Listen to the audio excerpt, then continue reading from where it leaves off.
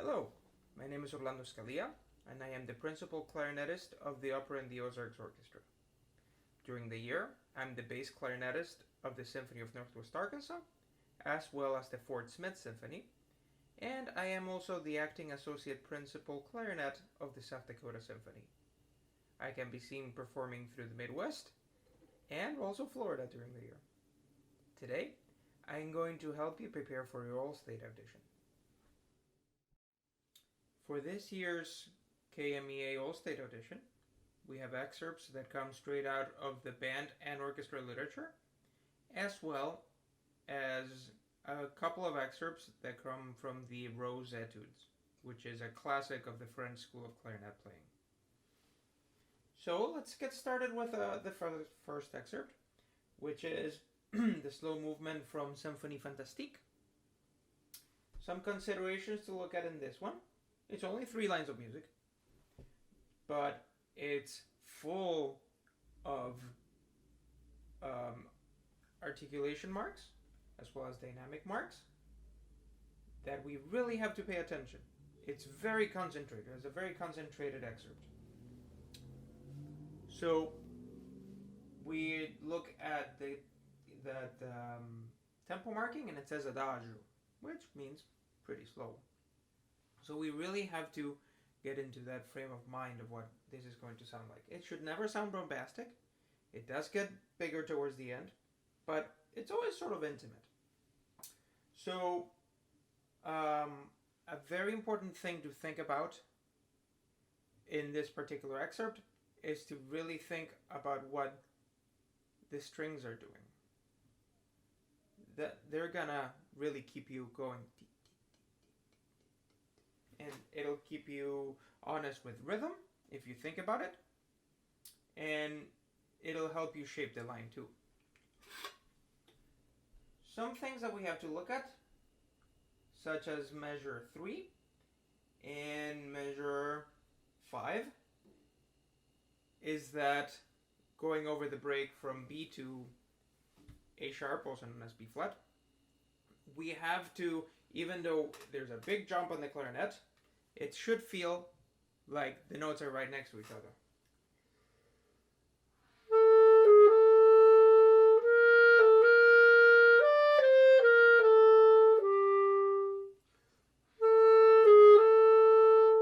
We don't want to hear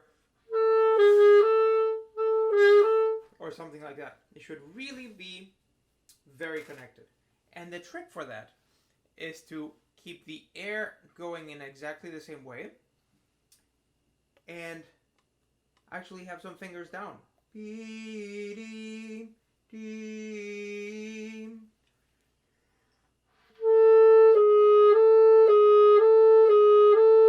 So find yourself a good in-tune fingering for the A sharp that you can connect between the 2 registers very well.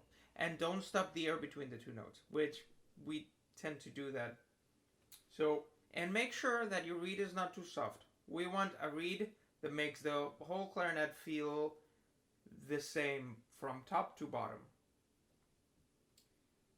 For our second excerpt, we have This Cruel Moon by John Mackey. It's a really neat, I did not know the piece before, but I heard it and I like it quite a bit. The very beginning, the piece starts with a clarinet solo. It's very reminiscent to other pieces in the orchestral repertoire, just like Sibelius I, where the clarinet starts very softly. The clarinet is basically the instrument that can play the softest in the whole orchestra. So really take that into consideration and use it for your advantage. You don't want to start the piece sounding like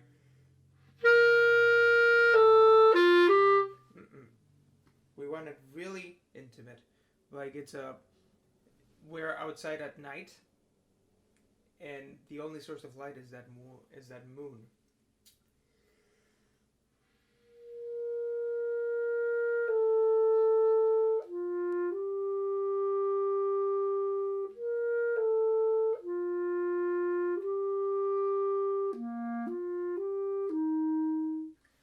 want it really smooth, and we don't want any accents that are not there. So really think of that. Really smooth, and really pay attention to the dynamic markings that he writes.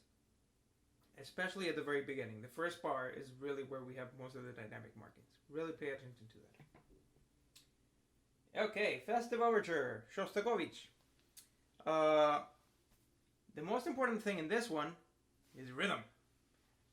We want to make sure that the tied over whole note is the correct length. We want to think of this one in two. We don't want to go 1, 2, no. We should really feel like actually, I think of it in one. And that makes it flow better. Again, like in pretty much every excerpt we've had right now, going over the break is a really important issue.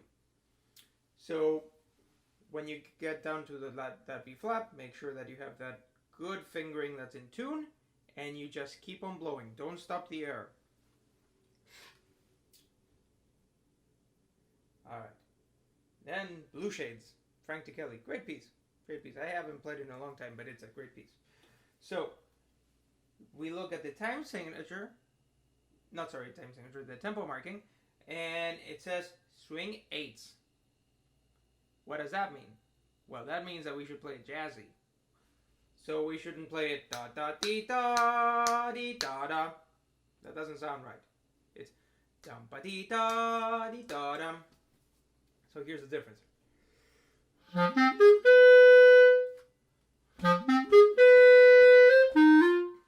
That doesn't sound quite right. It's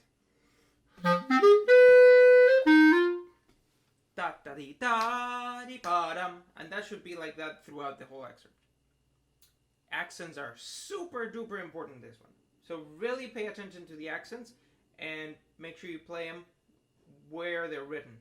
Da da da da, di da da, da di da do di ba da, ba da di da ba di da ba di da ba di da ba di da ba di da di da ba. Without the accents, it's not music anymore. So make sure that you pay attention to those accents. And again, going over the break. All right, then we have Cyril Ros, 32 Etudes, number 2, a classic. Okay, so before you start this one, I want you to really think of the subdivision before you start.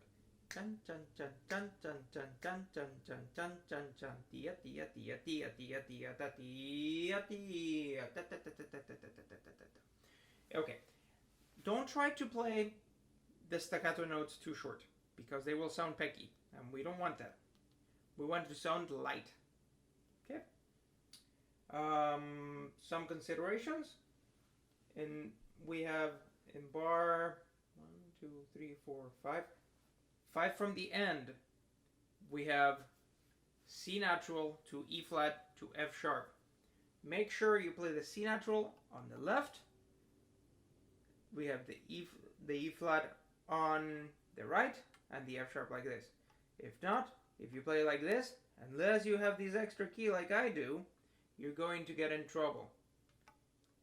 So make sure that you play left, right, and then the F sharp.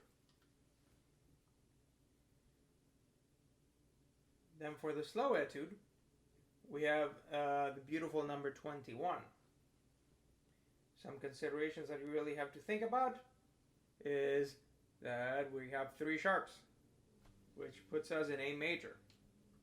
So really think of that. In the third bar, we have the B sharp, which is the same as C natural. I like to play it with the left. So I go ba, ba, da, dee, da.